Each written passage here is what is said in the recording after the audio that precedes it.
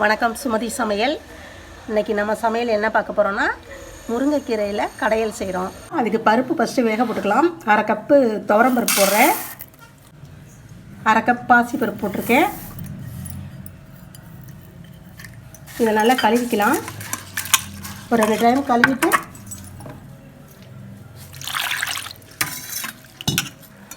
கழுவி குக்கரில் போட்டேன்ப்பா. பருப்பை கழுவி குக்கரில் போட்டாச்சு. பூண்டு போட்டுக்கிறோம். பருப்பு வேகிறதுக்கு அளவுக்கு மஞ்சத்தூள் கொஞ்சம் போட்டுக்கலாம். பெருங்காயம் கொஞ்சம் போட்டுக்கலாம். அவ்வளோதான்ப்பா. குக்கரில் இதை நல்லா வேக வச்சுக்கலாம்.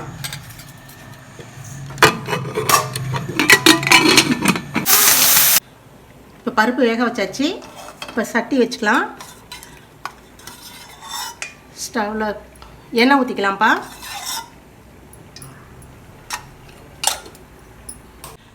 எண்ணெய் காஞ்சிச்சுப்பா. கடுகு கொஞ்சம் போட்டுக்கலாம். உளுந்தம்பருப்பு ஒரு 1/4 டீஸ்பூன் போட்டுக்கலாம். மிளகாய் ஒரு 5 மிளகாய் கட் பண்ணி வச்சுருக்கேன், கிள்ளி வச்சுருக்கேன், அதை போட்டுக்கலாம். ஜீரகம் ஒரு 1/4 டீஸ்பூன் போட்டுக்கலாம். பூண்டு, சின்ன பூண்டு ஒரு 6-7 பூண்டு இருக்குது, அதை நச்சு வச்சுருக்கேன், அப்படியே நசுக்கி வச்சுருக்கேன், அதையும் போட்டுக்கலாம்.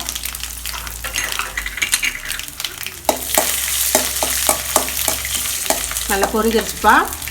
சின்ன வெங்காயம் கட் பண்ணி வச்சுருக்கேன், அதையும் போட்டுக்கலாம்.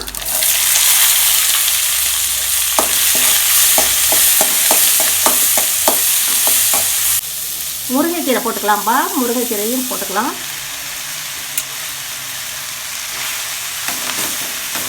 அதை கொஞ்சம் நல்லா வதக்கிக்குவோம். நான் பருப்போட போட்டு முருங்கைக்கீரையை வேக வைக்கல, இது கொஞ்சம் வதக்கி போட்டோம்னா நல்லாயிருக்கும் அப்படிங்கிறதுனால வதக்கிட்டுருக்கேன். கீரை போட்டதையும் உடனே நல்லா இது மாதிரி சுண்டி போயிடும்பா. இதிலே பாதி வெந்துடும். இப்போ தக்காளி போட்டுக்கலாம். முன்னாடியே தக்காளியை போட்டோம்னா ஒரு மாதிரி சதசதனும் ஆகிடும். அதனால தான் கீரை வேகாத மாதிரி இருக்கும். அதனால் இப்போ போட்டிருக்கேன். போட்டு இதையும் ஒரு கிண்டிக்கலாம். ரொம்ப வணக்கணும்லாம் ஒன்றும் அவசியம் இல்லை, போதும். இந்த வணக்கினாலும் போதும். இப்போ கீரையோட கொஞ்சம் நேரம் போட்டு பருப்பும் ஒன்றா வேக வைக்கலாம்.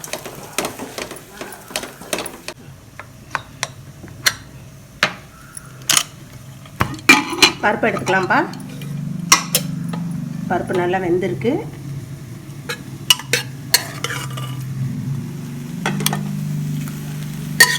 பருப்பு இதெல்லாம் கடைய வேண்டாம், குக்கரில் வச்சதுனால நல்லா வெந்திருக்கு, கடைய வேண்டாம்.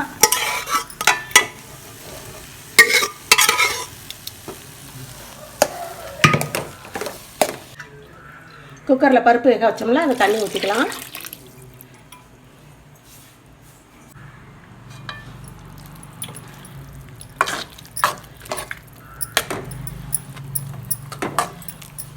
இந்த பருப்புக்கு கீரைக்கு தகுந்த மாதிரி உப்பு போட்டுக்கலாம்ப்பா. உங்களுக்கு எவ்வளோ உப்பு தேவையோ அது மாதிரி போட்டுக்கோங்க.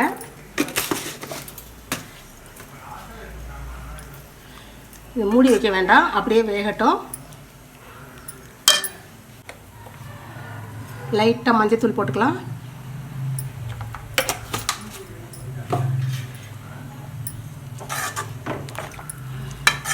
இது ஒரு 10 நிமிஷம் வேகட்டும்ப்பா.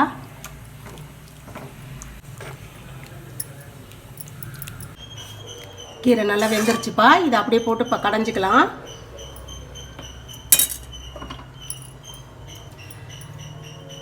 ஒரு சட்டியில் ஊற்றியும் கடைஞ்சிக்கலாம், மிக்சியில் போட்டும் கடைஞ்சிக்கலாம். ரொம்ப கடைய வேணாம், அப்படி நைஸாக ஒரு கடைச்சல் கடைஞ்சிக்கினா போதும். ரொம்பலாம் கடைய வேண்டாம். ரொம்ப நைஸாக கடைஞ்சால் ஒரு மாதிரி வளன்னு போயிடும். அதனால் ரொம்ப கடைய வேண்டாம். இப்படி லைட்டாக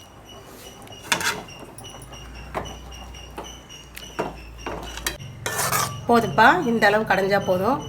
ரொம்ப கடைய வேணாம், நைஸாலாம் கடைய வேணாம். அப்படி இருந்தால் போதும். ரொம்ப தண்ணியாகவும் வேணாம், இதுக்கு மேலே திக்காகவும் வேணாம். இப்படியே வச்சுக்கோங்க.